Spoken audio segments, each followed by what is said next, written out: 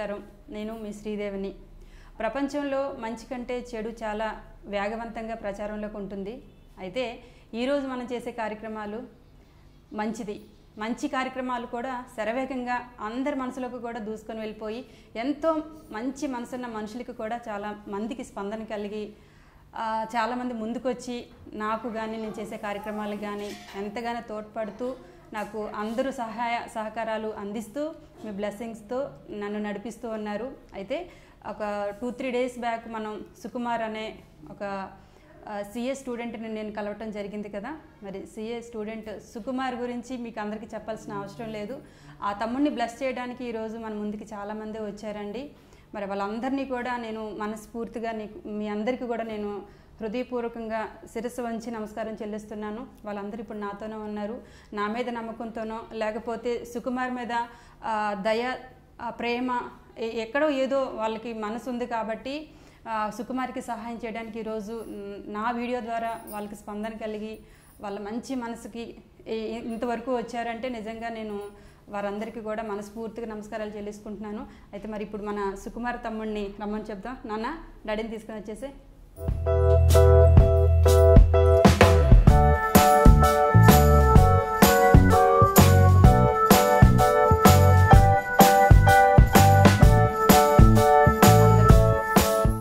ఈ ఫ్యామిలీని మీరు అందరూ గుర్తుపెట్టారు కదా.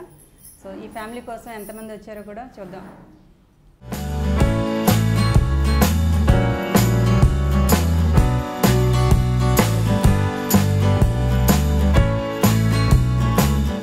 ఇక్కడికైతే ఇద్దరే కనిపిస్తున్నారు. కనబడకన్నా వెనక ఉన్నారు. ఇంకా వాళ్ళు కెమెరా ముందు రావటం ఇష్టం లేదు. మంచి అన్న ఒక విత్తనం వేస్తే అది ఫలించి ఫలమై ఫలాలుగా మన ముందు చాలామంది వచ్చారు. సుకుమార్ని దీవించడానికి, సుకుమార్ని బ్లెస్ చేయడానికి, సుకుమార్కి ఆర్థికంగా సహాయం చేయడానికి మనకి వీళ్ళిద్దరే కాదండి, ఇంకా లోపల కూడా ఉన్నారు. వాళ్ళు ఎవరు కెమెరా ముందు రావడానికి భయపడుతున్నారు. భయపడి కాదు, కొంతమందికి ఇష్టం ఉండదు కదా. సో ఆ విధంగా వాళ్ళు లోపల ఉన్నారు. ఈయన పేరు సందీప్. నమస్తే అండి. మియాపూర్ నుంచి వచ్చారు. తను రూప నాగోల్ నుంచి వచ్చింది సుకుమార్ కోసం. అయితే వీళ్ళందరూ కూడా ఇంకా లోపల కూడా ఉన్నారు. అనుష గారు, అలాగే రాజేంద్ర ప్రసాద్ గారు. పాపం నేను 2:30 కంటే ఆయన అందరికన్నా ఫస్ట్ టైం సెన్స్ ఉంది. 2 o'clock వచ్చేసారు అనమాట. భోజనం కూడా చేయలేదు. సుకుమార్ ఫ్యామిలీని చూసి ఆయన చాలా చలించిపోయారు, రాజేంద్ర ప్రసాద్ గారు. సో ఆయనకి నేను క్షమాపణ చెప్పాలి, చాలా లేట్ కూడా అయిపోయింది. ఆయన వచ్చారు, అలాగే ఇంకా కొంతమంది లోపల కూడా ఉన్నారు. మరి ఇంతమంది ఈ డాడీ వీడియోని చూసి చాలామంది బాధపడ్డారు, హెల్ప్ చేయడానికి ముందుకు వచ్చారు. వీళ్ళందరూ నాకు చేతికే మనీ ఇస్తానన్నారు. కానీ మళ్ళీ వీళ్ళతో ఒకసారి మాట్లాడి వాళ్ళే స్వయంగా వీళ్ళ చేతికి అందిస్తే బాగుంటుందని ఒక చిన్న ఉద్దేశంతో నేను ఇలా చేయడం జరిగింది. సందీప్ గారు చెప్పండి, మీకు ఎందుకు సుకుమార్ నచ్చాడు? వాళ్ళ ఫ్యామిలీని చూసా లేకపోతే సుకుమార్ చార్టెడ్ అకౌంటెంట్, అతను సిఏ అవుదాం అనుకున్నాడు. సో దానికి వాల్యూ ఇచ్చాను నేను. ఆ ఐడియా గోల్కి it is most important for India. CA students are most important అని నేను. ఓకే, రూప గారు మీరు చెప్పండి. అంటే చాలా కష్టపడి చదువుతున్నాడు కదా తమ్ముడు. లైక్ నాకు చిన్నప్పుడు ఫాదర్ చనిపోయారు. సో మా అన్నయ్య మా మదరే కష్టపడి చదివించారు. సో తమ్ముడు కోసమే వచ్చాను నేను. అమ్మ పేరు విజయలక్ష్మి అమ్మగారు. మహేశ్వరం మండలం నుంచి వచ్చారు. చాలా దూరం, ఇక్కడికి అమీర్పేట కంటే చాలా దూరం, దాదాపు 1.5 hour జర్నీ చేశారు వీళ్ళు.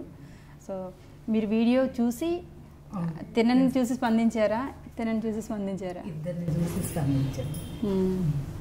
ఎలా అంటే చదువు మధ్యలో ఆగిపోయిద్ది, నా తండ్రి పెట్టుకునే పొజిషన్ లేదు అని. ఓకే, థ్యాంక్ యూ అండి. అంటే ఇంకా మన రాజేంద్ర ప్రసాద్ గారు అయితే ఆయన కనబడకన్నా ఉన్నారు వెనకతలండి. ఆయన గత 6 years నుంచి దాదాపు కొంతమంది పిల్లల్ని చదివించడం జరుగుతుంది. ఆ చదువుకు సంబంధించిన స్కూల్లోనే ఈ అబ్బాయి కూడా వచ్చాడు కాబట్టి తను స్పందించారు రాజేంద్ర ప్రసాద్ గారు. మరి తన వంతుగా తనకి బ్లెస్సింగ్స్ ఇవ్వడానికి, ఆర్థికంగా సహాయం చేయడానికి మన కెమెరా వెనకున్నారండి ఆయన. సో ఆయన కూడా ఉన్నారు. అలాగే అనూష గారు అని చెప్పేసి లోపల ఇంకో అక్క కూడా ఉన్నారు.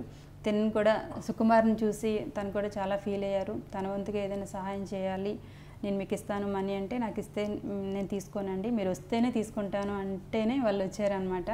సో మరి మీరందరూ కూడా తమ్ముడిని దీవించండి. మీరు ఏమైనా గైడెన్స్ ఇవ్వాలనుకుంటే కూడా ఇవ్వండి. మీరు మనస్ఫూర్తిగా దీవించాలన్నదే నా కోరిక. కృష్ణ గారు, వీళ్ళందరూ మీకోసం వచ్చారండి, ఎలా ఫీల్ అవుతున్నారు? చాలా సంతోషంగా ఫీల్ అవుతున్నాను. జనరల్గా మా అబ్బాయి ఎంటర్ అయిపోయిన తర్వాత నెక్స్ట్ ఏం తీసుకుంటారా అంటే ఎంఈసీ అన్నాడు. ఎంఈసీ అంటే నాకేమిటో తెలియదు, అంటే నాది ఓల్డ్ బిఏ తెలియదు. కానీ వాడిని డిసెంకరేజ్ చేయకూడదు కదా, అందుకని నేను వేరే పెద్ద ఆయన్ని కొనుక్కోను ఎంఈసీ దేనికి సంబంధించిందని. అది సిఏ గ్రూప్ అయ్యా, చాలా కష్టపడాలి, రోజుకి కనీసం 18 గంటలకు కష్టపడి చదివితే గమ్యం చేరుకోగలరు అంటే మా అబ్బాయి తీసుకుంటాను అంటున్నాడండి అన్న. వాడికి ఇంట్రెస్ట్ ఉంటే నాకొద్దు, చదివించు అన్నారు. ఆ స్ఫూర్తితో అసలు నాకు చిన్నప్పుడు ఏమనిపించిందంటే ఐఏఎస్ చదివించాలని నా కోరిక జనరల్గా. ఇంకా వీడు ఎంఈసీ అన్నాడు, సరే వాడికి ఇష్టం ఉన్నదే మనం చేయించాలి, వాడికి ఇష్టం లేని మనం చేయించిన అది గోల్ కాలేదు కదా, అందుకని చెప్పి వెళ్ళాము. బాగానే చదివాడు బాబు. మొన్న రీసెంట్లీ గ్రూప్ 1 గ్రూప్ 2 ఐటీటీసీ ఓరియంటేషన్ మొత్తం అన్నీ అయిపోయాయి. ఇంకా ఆర్టికల్షిప్ కోసం ట్రై చేస్తున్నాం. ఆర్టికల్షిప్ ఏదైనా ఒక మంచి సిఏ దగ్గర, అంటే నాకు ఉద్దేశం ఏంటంటే ఎంతో కష్టపడి ఇన్ని సంవత్సరాలు చదివించాను, ఏదో దాతలకు సాయం చేసిన వాడు ఒక మంచి అంటే వర్క్ నేర్చుకొని సిఏ అవ్వాలని నా ఇంట్రెస్ట్ అనమాట. ఇప్పుడు ఎక్కడో ఆర్టికల్షిప్ చేస్తే 5,000 10,000 ఇస్తారు, కానీ వర్క్ రావాలి కదా, ఫైనల్ ఎడ్యుకేషన్ షూట్ కావాలి. ఆ ఆలోచనలో ఉన్నామన్నమాట అండి. ఏదో ఈలోగా నాకు ఏడుకొండల నుంచి దిగి వచ్చిన ఒక దేవతలాగా, ఒక కూతురులాగా నువ్వు వచ్చావు, నీ తర్వాతగా మన ఆత్మబంధువుల్ని అందరినీ రప్పించావు. ఏం కాదు, నేను రాకముందే అంటే నువ్వు అంటున్నా నేను అనుకోవద్దు, రాకముందు కూడా చాలా మంది దాతలు వచ్చారు, వాళ్ళందరూ సహకారం ఉంది కాబట్టి ఈరోజు తినంత వరకు వచ్చాడు. నేను ఫైనల్ స్టేజ్లో నేను వచ్చాను, అంతేగాని అంతకుముందు చాలా మంది హెల్ప్ చేశారు. వాళ్ళందరూ సాయం చేయబట్టి మీ అబ్బాయి ఇంతవరకు వచ్చారు హ్యాపీగాను. నాకన్నా ముందు వేరే ఒకరు వచ్చి మంచిగానే హెల్ప్ చేశారు, వాళ్ళు చెప్పబట్టి నేను వచ్చాను. నా వీడియో చూడబట్టి ఇంతమంది వచ్చారు, అందరి సహకారం ఉంది ఇందులో, నా గొప్పతనం అయితే ఏం లేదు. ఇంతమంది మంచోళ్ళు ఉన్నారు ప్రపంచంలో, ఇంకా మంచోళ్ళు ఉన్నారు అనడానికి ఇలాంటి వాళ్ళే నిదర్శనం అని చెప్పొచ్చు ఈజీగాను. ఇలాంటి మిడిల్ క్లాస్ అబ్బాయి ఈరోజు ఈ స్టేజ్లోకి వచ్చాడంటే చాలామంది సహాయ సహకారాలు ఉన్నాయి. ఆర్థికంగా ఇప్పుడు ఫైనాన్షియల్గా వీళ్ళు ఏ పొజిషన్లో ఉన్నారో మనం చూస్తేనే అర్థం చేసుకోవచ్చు. మంచి ఫైనాన్షియల్ స్టేటస్లో ఉండే వాళ్ళు కూడా ఈ స్టేజ్లోకి రావడం అంటే చాలా కష్టం, కాబట్టి ఈ అబ్బాయి వచ్చాడు, అది చూసి ఇంతమంది స్పందించారు. సో ఈ అబ్బాయికి నిజంగా నేను ఎట్లా చెప్పాలి, తనలో ఉన్న ఆ పట్టుదలతోనే ఇంతవరకు రాగలిగాడు. సో అది ఫస్ట్ తల్లిదండ్రులు దీవించండి. ముందు ఫస్ట్ మీరు మీ అబ్బాయిని దీవించండి ఫస్ట్.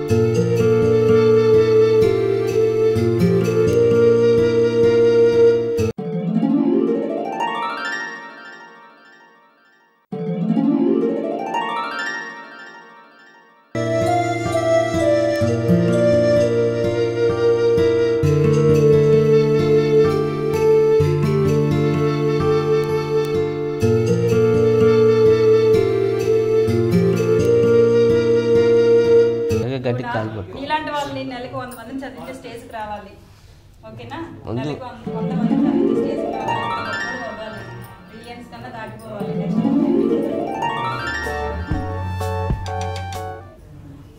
మీరు రిప్రజెంటేటివ్ ఓకే అయితే సుకుమార్కి అనిపిస్తున్నారు 5000 నాన్న జస్ట్ పట్టుకో అంతే. చూడన్నా 5000 విజయలక్ష్మి అమ్మగారు. ఓకేనా? అమ్మ మేము ఇవ్వడానికి కారణం ఏంటంటే భవిష్యత్తులో నువ్వు కూడా కొంతమంది సాయం చేయగల శక్తి నీకు వస్తుంది, సాయం చేయాలని చెప్పి మేము జీవిస్తూ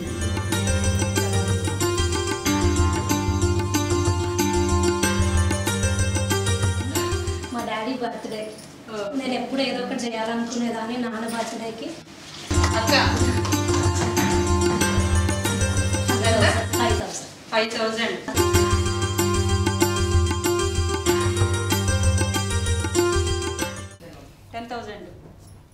10,000 రాజేంద్ర ప్రసాద్ గారు. రాజేంద్ర ప్రసాద్ గారికి హృదయపూర్వక ధన్యవాదాలండి. నా పరిస్థితిని అర్థం చేసుకొని నా కొడుకు చదువుకి ఎంతమంది సాయం చేస్తున్నారు. Thank you sir, thank you very much.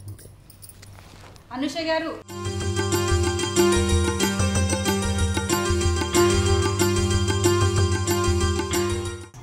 నమస్తే అమ్మా. అనూష గారు 10,000 రూపీస్. చూడండి సార్, ఏదో ఒకటి ముందు అడిగి ఏంటంటే ఇప్పుడు నాకు హెల్త్ ఒకటి బాగాలేదు, 4 months నుంచి షాప్కి వెళ్ళట్లేదు. అడిగే పాపం ఏదో అందరూ అంటారు చనిపోయిన తర్వాత రుణం తీర్చుకుంటాడని. ఆడు నేను బతుకుండగానే నా రుణం తీర్చుకుంటున్నాడు. వాడి తీసుకెళ్తాడు, వాడి తీసుకొస్తాడు పని మంచి. మీరు ఏడవకూడదు, గర్వపడాలి.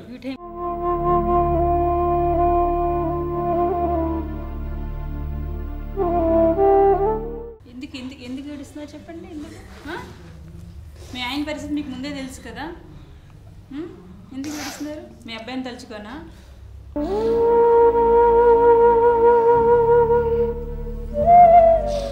మీ అమ్మకైతే అత్త మాట కన్నీళ్ళు వస్తూనే ఉంటాయి, నాకు ఎప్పుడో ఒకేసారి వస్తాయి.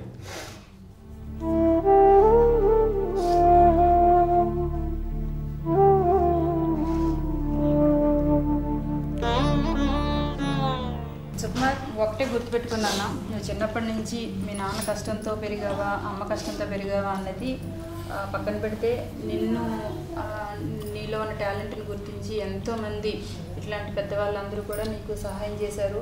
అది 100 ఇచ్చారా, 1000 ఇచ్చారా, లక్షలు ఇచ్చారా అనేది మాత్రం పెట్టుకోకు. ప్రతి ఒక్కరిని కూడా గుర్తుపెట్టుకో. 100 రూపాయలు ఇచ్చిన దగ్గర నుంచి కూడా 1000 రూపాయలు, లక్షల్లో ఇచ్చిన వాళ్ళని కూడా గుర్తుపెట్టుకో. నువ్వు ఒక స్టేజ్కి వచ్చిన తర్వాత ప్రతి ఒక్కరికి కూడా నువ్వు థ్యాంక్స్ చెప్పుకునే అవకాశం వదులుకోకు. ఓకేనా? ఎవ్వరు ఎంత ఇచ్చారంటే ముఖ్యం కాదు నాన్న. మనకేమి వాళ్ళేమి అప్పు ఉన్న వాళ్ళు కాదు, రుణపడి ఉన్న వాళ్ళు కూడా కాదు. వాళ్ళందరూ నిన్ను వెతుక్కుంటూ వచ్చారు. వాళ్ళకి అందరికీ పనులు ఉన్నాయి తెలుసా, ఇక్కడ చాలా దూరం వచ్చారు. అక్కడ ఉన్న పెద్ద ఆయన అయితే భోజనం కూడా చేయకుండా వచ్చారు, 2 o'clock వచ్చారు పాపం. కానీ ఏ జన్మలో మీరు అదృష్టవంతులేమో, ఇంతమంది మీకు ఇలా వచ్చారు అంటే అది దేవుడు ఆజ్ఞ లేకుండా ఎప్పుడు ఇలా జరగదు. సో ప్రతి ఒక్కరిని కూడా ఇచ్చింది ఎంత అనేది మాత్రం దృష్టిలో పెట్టుకోకు. అది నీ భవిష్యత్తును ఉద్దేశించి తల ఒక చెయ్యి వేశారు కాబట్టి ఇంకా ముందుకు వస్తాయి. ఇంకా నేనేమంటానంటే అందరినీ గుర్తుపెట్టుకొని ప్రతి ఒక్కరిని కూడా రూపం చూడు, ఏదో ఒక దగ్గర నీకు కనబడతారు అందరూ కూడాను. నా జీవితంలో అదృష్టం అనేది 2 రకాలు. ఒకటి దురదృష్టం వచ్చింది, అది నేను ఇలా హ్యాండిక్యాప్డ్గా ఉన్నానని నా వాళ్ళు వదిలేను 8వ సంవత్సరంలో. ఇంకా అదృష్టం అనేది అంటే నాకు భార్యగా వచ్చి తల్లిగా సేవ చేస్తుంది. ఈ 2 మాత్రం నాకు దేవుడు ఇచ్చాడు. ఈ రెండిట్లతో ఒక మంచి కమలం పుట్టుకొచ్చింది. వాడే నా కొడుకు. వాడి మనసు కూడా చాలా మంచిది, అస్సలు కామ్ గోయింగ్, అసలు వాడి క్యారెక్టరే సూపర్. బెటర్ పొజిషన్లో ఉండాలనే ఉద్దేశంతో అందరూ హెల్ప్ చేస్తున్నారు. ఓకేనా? తీసుకో ఫస్ట్ మనం పెడదాం. కంగ్రాచులేషన్స్ నీకే.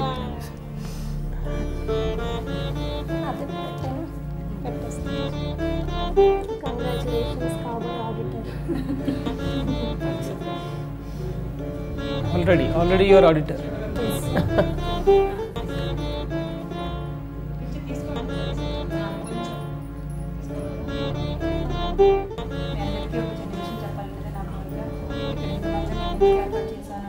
ప్రతి ప్రతి ఊరు గ్రామానికి నేను వెళ్ళినప్పుడు బామల్ని పలకరించి రావడం జరుగుతుంది. అక్కడ అడ్రస్లు ఇవ్వడం కూడా జరుగుతుంది. అయితే చాలామంది నాకు చెప్పి వెళ్ళిన వాళ్ళు ఉన్నారు, సింగిల్గా వెళ్ళిన వాళ్ళు ఉన్నారు, వారికి తోచింది ఇచ్చి వచ్చేయటం కూడా జరుగుతుంది. అయితే ఒక ఊరిలో నేను ఏ బామ్మకైతే ఏ తాతయ్యకైతే ఆర్థికంగా దీనమైన స్థితిలో ఎవరైతే ఉంటారో వాళ్ళకి వెళ్ళి నేను హెల్ప్ చేస్తున్నప్పుడు ఎవరో పొరుగురు వాళ్ళు వెళ్ళి ఈ బామ్మకి హెల్ప్ చేయడం, ఈ తాతయ్యకి హెల్ప్ చేయడం జరుగుతుంది. నిన్న కొవ్వూరు రాజమండ్రి దగ్గర ఉన్న ఒక కొవ్వూరు దగ్గర ఒక అమ్మ అయితే నేను చోడవరం విశాఖపట్నం దగ్గర ఒక బామ్మ, మీరు అందరూ ఆ వీడియో బాగానే చూసి ఉంటారు, పాకలో నుంచి నడుచుకుంటూ కాళ్ళతో వచ్చిన ఆ బామ్మ మీకు అందరికి గుర్తుండే ఉంటుంది కదా. కొవ్వూరులో అంటే రాజమండ్రి ఎక్కడ, విశాఖపట్నం ఎక్కడ, అక్కడి నుంచి బస్సు ఎక్కి ప్రయాణం అయ్యి ఆవిడకి తోచింది పాలు, ఆవిడ ఓన్లీ పాలు బ్రెడ్ బిస్కెట్లు తప్ప ఇంకేమీ తినరు. ఆవిడ కోసం ఒక 2 నెలలకి సరిపడా బిస్కెట్లు కొనుక్కొని పాలు పొద్దుటే ఇంట్లో కాచేసి ఏంటది ప్లాస్కోలో వేసుకొని తీసుకొని వెళ్ళారు.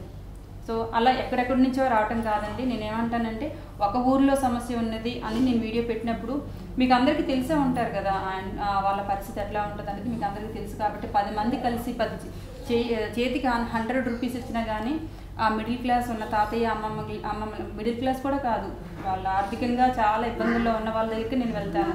1000 రూపీస్తో 2 వైఫ్ అండ్ హస్బెండ్లు బ్రతికిన రోజులు కూడా ఉన్నాయండి. అలాంటి వాళ్ళు నేను వెతుక్కుంటూ వెళ్తున్నాను. నేను ఎక్కడి నుంచో రావటం కాదండి, మీ ఊర్లో వాళ్ళందరూ కలిసే కనీసం నెలకు ఒక 100 రూపాయలు తీసుకోండి. మనం ఎక్కడ ఖర్చు పెట్టుకోకుండా ఉంటారు చెప్పండి. ఊర్లో అంతా కలిపిన ఒక 500 మంది ఉంటారు, లేదంటే 300 మెంబర్స్ అయినా ఉంటారు. ఈ 300 మెంబర్స్ తలో 100 ఇచ్చినా తలో 50 ఇచ్చినా కానీ ఆ ఫ్యామిలీ హ్యాపీగా బ్రతుకుతుంది. ఎంతోమంది దీన స్థితిలో ఒక పూట తిని బ్రతికిన వాళ్ళు కూడా ఉన్నారు. అలాంటి వాళ్ళకి అలాంటి అవస్థ రానివ్వకండి. వాళ్ళు మంచోళ్ళో చెడ్డోళ్ళో మనం పక్కన పెట్టేద్దాం. మనం ఖర్చు పెట్టుకున్న దాంట్లో ఒక 50 రూపాయలు 100 రూపాయలు అందరూ కలిసి ఊరందరూ కలిసి వాళ్ళకి నెలకి ఇంత అమౌంట్ చెప్పున ఇవ్వండి. చాలా ఫ్యామిలీని మనం బతికించిన వాళ్ళం అవుతాం.